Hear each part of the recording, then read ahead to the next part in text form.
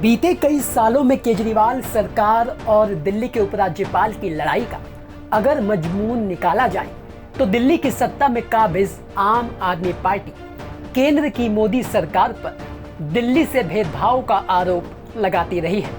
चाहे वो हाल ही में लाया गया अध्यादेश हो या फिर टैक्स कलेक्शन में दिल्ली को उसका हिस्सा ना देना।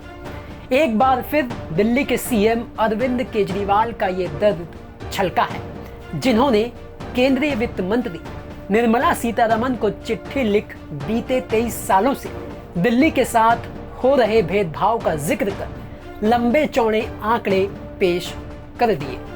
तो सबसे पहले आपको बताते हैं कि दिल्ली के सीएम अरविंद केजरीवाल ने वित्त मंत्री निर्मला सीतारमण को चिट्ठी में क्या लिखा। चिट्ठी में केजरीवाल ने लिखा, दिल्ली की हिस्सेदारी साल 2001 से लेकर साल 2002 से 350 करोड़ रुपए से कम पर स्थिर है, जबकि साल 2023-24 में इसका बजट बढ़कर 73,760 करोड़ रुपए हो गया है। हरियाणा को वित्त वर्ष 2022-23 में केंद्रीय करों के पूल से 10,378 करोड़ मिले। पंजाब को वित्त वर्ष 2022-23 में केंद्रीय करों के पूल से 17,163 करोड़ मिले। अगर निष्पक्षता से व्यवहार किया जाए तो दिल्ली का हिस्सा 7,378 करोड़ होगा। फंड न मिलने से दिल्ली के शहरी स्थानीय निकाय यूएलबी दिल्ली नगर निगम की वित्तीय दुर्दशा हो रही है। एमसीडी को केंद्र सरकार से कोई अनुदान राशि नहीं मिली। शहरी स्थानीय निकायों यूएलबी का गठन 73वें और 74वें संवैधानिक संशोधन के आधार पर किया गया था। कुशल कामकाज सुनिश्चित करने के लिए जरूरी है कि यूएलबी को पर्याप्त वित्तीय संसाधन मिले। इसका अनुसरण करते हुए 14वें और 15वें केंद्रीय वित्त आयोग ने स्थानीय निकायों के लिए बार बार सहायता राशि दी गई। 14वें केंद्रीय वित्त आयोग ने साल 2015 से लेकर साल 2020 के लिए स्थानीय निकायों को 2,87,436 करोड़ रुपए की अनुदान राशि दी।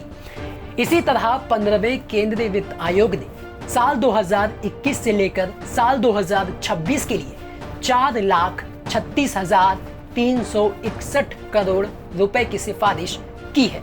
शहरी स्थानीय निकायों को प्रत्येक साल के लिए प्रति व्यक्ति 500 रुपए दिए गए। केंद्रीय वित्त आयोगों की सिफारिशों के आधार पर फंड की कमी से जूझ रही एमसीडी को 2015 से अतिरिक्त 7,000 करोड़ रुपए मिलने हैं।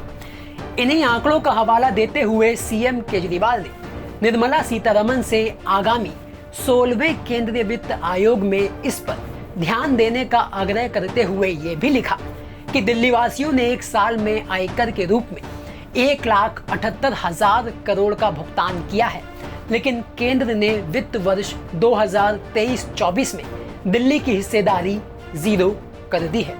इसके अलावा केंद्रीय करों में दिल्ली का हिस्सा पिछले 23 सालों से रुका हुआ है। वित्त वर्ष 2022-23 में दिल्ली को केवल 350 करोड़ मिले, जबकि उसे 7,378 करोड़ मिलने चाहिए थे। दिल्ली को एक अनूठा मामला मानकर इसे 16वें वित्त आयोग के संदर्भ की शर्तों में शामिल करें। हालांकि ये कोई पहली बार नहीं है जब केजरीवाल सरकार की तरफ से टैक्स कलेक्शन में दिल्ली को मिलने वाले हिस्से को लेकर नाराजगी जताई गई हो।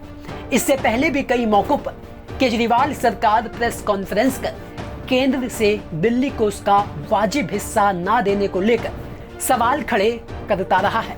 खैर, देखना यह होगा कि सीएम केजरीवाल के चिट्ठी लिखने के बाद क्या केंद्र सरकार के रुख में कोई बदलाव होता है या फिर नहीं।